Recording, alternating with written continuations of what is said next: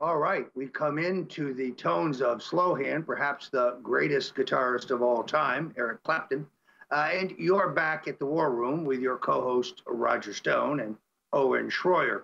We're looking at the waterfront today, seeing an unprecedented smear attempt by the deep state as they move their efforts to impeach Donald Trump into high gear.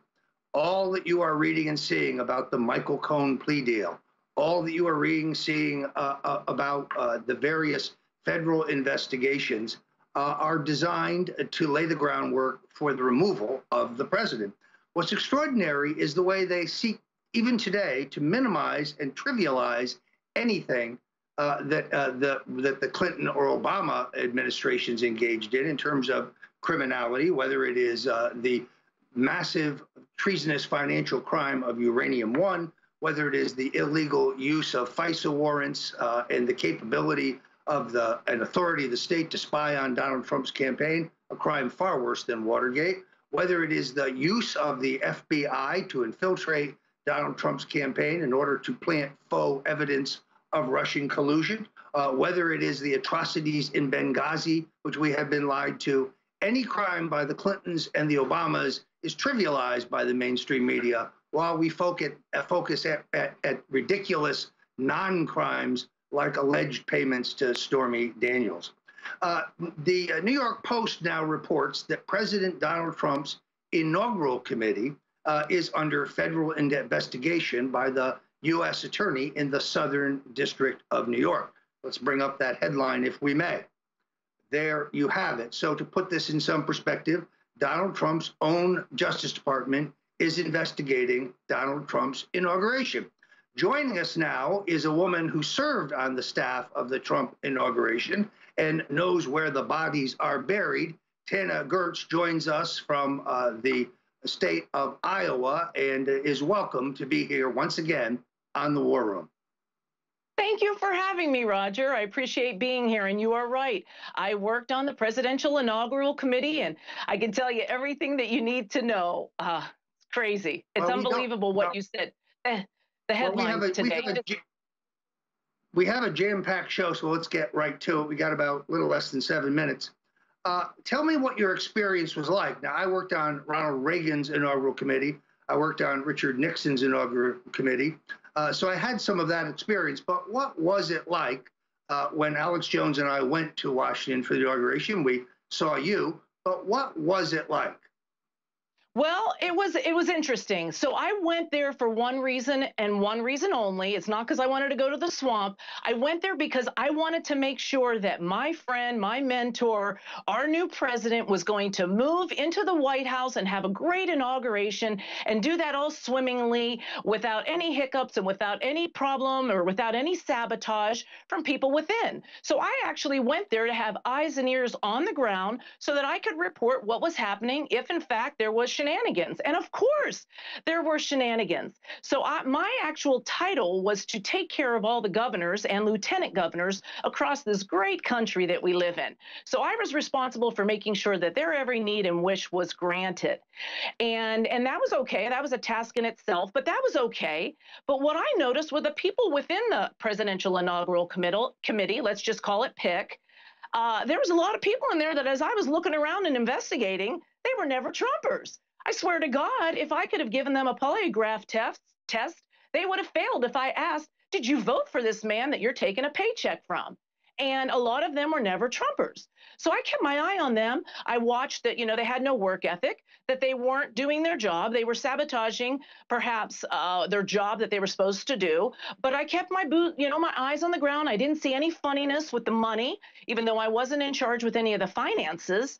I didn't see any reason to believe that there was, false spending. But let's just say, well, we won't say that there was because I don't think there was. But that's not to blame. That's not for us to blame our president on. That would be, there's other people to blame for that. So once again, as you said in the beginning, Roger, why are we not looking at the collusion and the corruption from the other side? Now we've moved off of, this being a Russian investigation to now we're on to something else. Now we're on to PIC. Come on, seriously? What I found in the inauguration most disturbing was the large number of early Trump supporters, effective Trump supporters, grassroots Trump supporters who contacted me and said, I can't get any tickets to any events. I can't get entrance to any events. Why is it that the establishment Republicans, the Bush supporters, the Kasich supporters, the Cruz supporters, why were they in the choice seats? Why were they enjoying the inaugural festivities when the people who did the actual grassroots work to elect Donald Trump president, the people who made the phone calls and rang the doorbells and did the volunteer work and went to the rallies and proselytized among their friends and neighbors and got out the vote, they seem to have been ignored. How did that happen? Great question. I was asking the same question when I was looking around. I'm like, hey, listen, I know who helped me win this state of Iowa. I need 50 tickets. I got people that want to come. Oh, there's no tickets. Wait, what? How can there not be tickets? There's got to be tickets. So people were telling me, Tana, we don't have we don't have tickets. Well, that didn't make any sense to me. And I didn't get where I've been in life by not, pushing down doors and kicking them down. So I found tickets. As I said, I was in charge of governors and lieutenant governors. And when I would RSVP to them that they weren't coming, well, guess what? There went 5 tickets for me to give to people who actually wore the hat and got us votes, Roger. The reason that we won were the people that needed to be cared for. But when it was game day, nobody was taking care of them. But I did. Well, that's why we love you. That's why we love you, Tana. You're a patriot and you're a true Trump supporter. But it's typical of what the political establishment does. In other words, first they try to beat you. Then when they realize they can't beat you, they try to co-opt you. I love this president, but there are so many around him in his own White House, in his own cabinet, in his own administration, who did not vote for him, who do not support his reform agenda, who think their job is to slow him down and distract him from the commitments he made to the American people.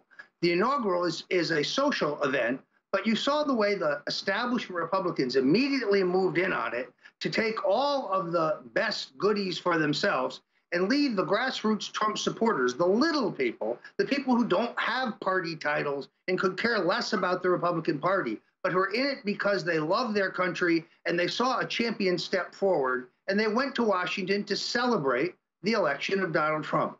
I remember some members of Truckers for Trump contacting me, just distraught because they couldn't get into any of the most basic, bottom level events. They're being told that there were no tickets for them. Yet the chairman of Jeb Bush's state campaign in their home state, he's at the head table. This is endemic of the way the political establishment works. Tana, thank you for joining us. I appreciate your insights about the inaugural committee. For those who don't know, Tana Gertz is one of the key strategists in Donald Trump's upset victory in the Iowa caucuses, and she will be an integral part of the president's 2020 campaign. We appreciate your joining us here today. Thank you so much for having me. All right, Owen, let's take it back to you to close this one out. All right, well, we've got breaking news. We're going to be joined by Tyler Nixon shortly to talk about Mueller's latest document release. But Mick Mulvaney just named as acting White House Chief of Staff. We'll get Roger's take on that on the other side. In the last few months, you have seen InfoWars offer the biggest sales in our history because Soros and the globalists are all over the news trying to take our payment processors, trying to shut down our shopping carts, trying to destroy us. They have kicked us off almost every media outlet out there because we're loyal Americans. But thanks to you supporting us, we're on more radio stations and more TV stations than ever because these stations understand that Trump and myself and many others are being persecuted by the globalists, by the leftists, by the Hollywood scum.